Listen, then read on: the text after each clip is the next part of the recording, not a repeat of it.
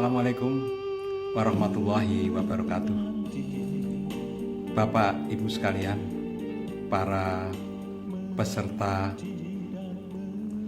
belajar jarak jauh BJJ, pada hari ini Rabu tanggal 1 Juli tahun 2020, kita sudah sampai kepada pokok bahasan yang kedua, yaitu tentang kakao.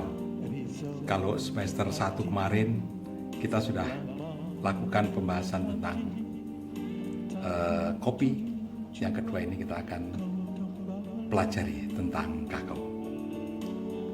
Sebagaimana biasa, yang pertama kali yang akan saya sampaikan adalah tentang sejarah.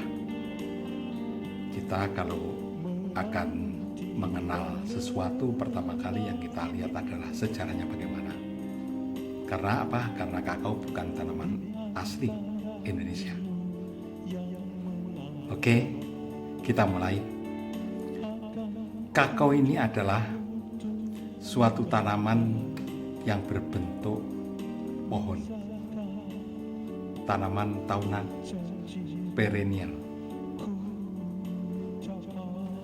Batang, akar batang naik ke atas, kanopinya besar sekali, dan bahkan pertumbuhannya bisa sampai dengan 15 meter tingginya.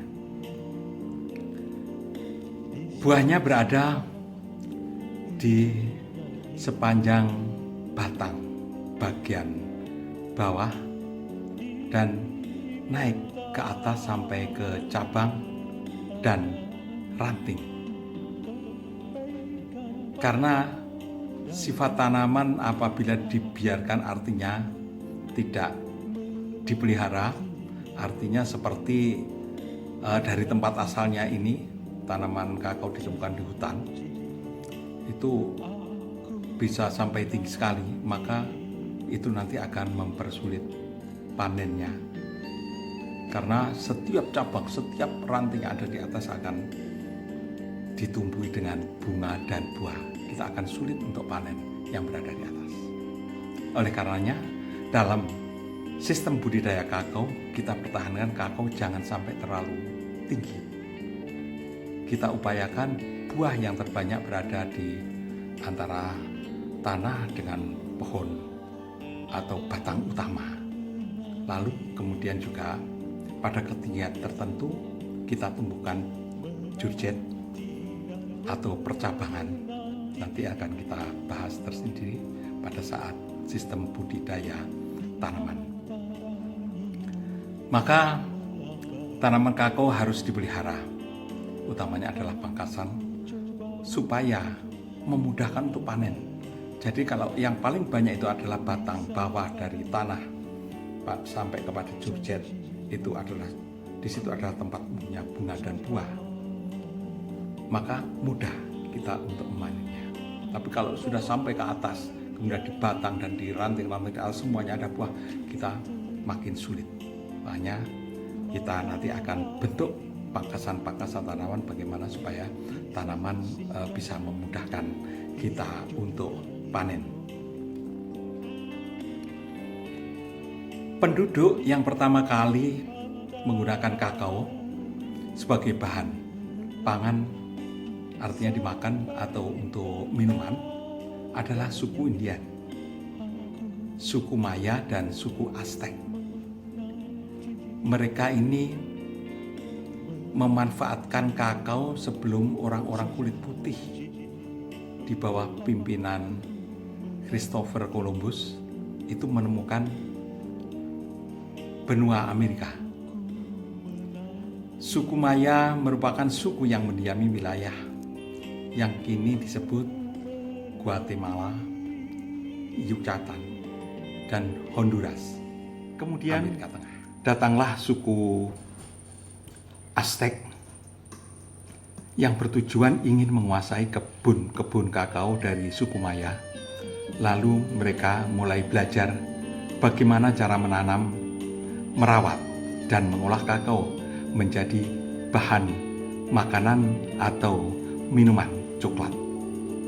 Kalau di Indonesia kakao itu sering disebut dengan coklat karena setelah menjadi makanan, setelah menjadi permen coklat, warnanya coklat. Oleh karena itu sering disebut dengan makanan coklat. Oleh karena itu, ketika bangsa Spanyol datang pada tahun 1941, yang mereka ketahui pada saat itu adalah suku Aztec yang menanam kakao, tapi sebetulnya adalah suku Maya.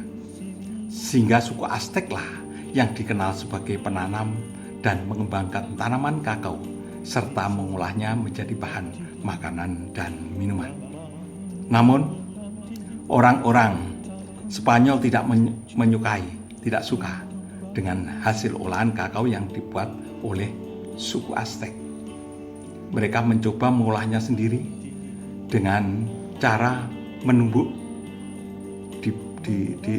ditumbuk, dibuat tepung dan menambahkan pemanis yang terbuat dari air tebu. Ternyata pengolahan dengan cara tersebut hasilnya lebih enak, hasilnya lebih lezat. Bangsa Spanyol membawa pulang kakao yang telah mereka olah dan dipersembahkan kepada Raja Charles V pada tahun 1525. Pada saat itulah kakao pertama kali diperkenalkan kepada bangsa Eropa. Kemudian pada tahun 1550, kakao sudah dikenal secara meluas di Eropa. Hal tersebut dipicu oleh kelihayan bangsa Spanyol dalam mengolah coklat menjadi lebih lezat. Beberapa pabrik mulai tumbuh dan berkembang di wilayah Eropa seperti di Lisbon, Portugal, Genoa, Turin, Italia, dan Marseilles, Perancis. Kemudian, perdagangan biji kakao antara Amerika dan Eropa berkembang pesat pada tahun itu. Cara pengolahan kakao semakin berkembang setelah ditemukan alat yang bisa untuk mengekstrak biji kakao menjadi lemak kakao atau cocoa butter dan bubuk kakao yaitu cocoa powder oleh Van Houten.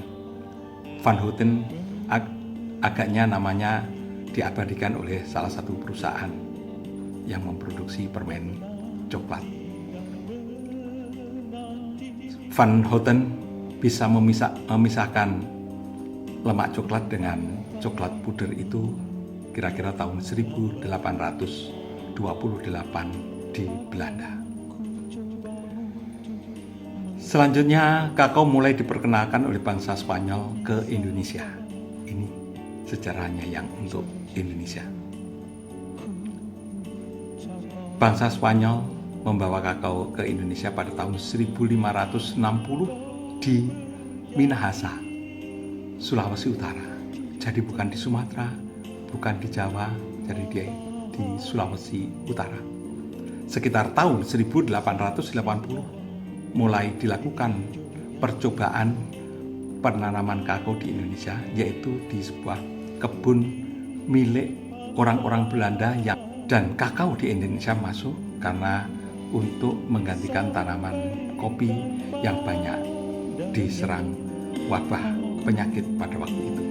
Atas perhatiannya, salam PJJ, semangat untuk kita berkebun selamanya.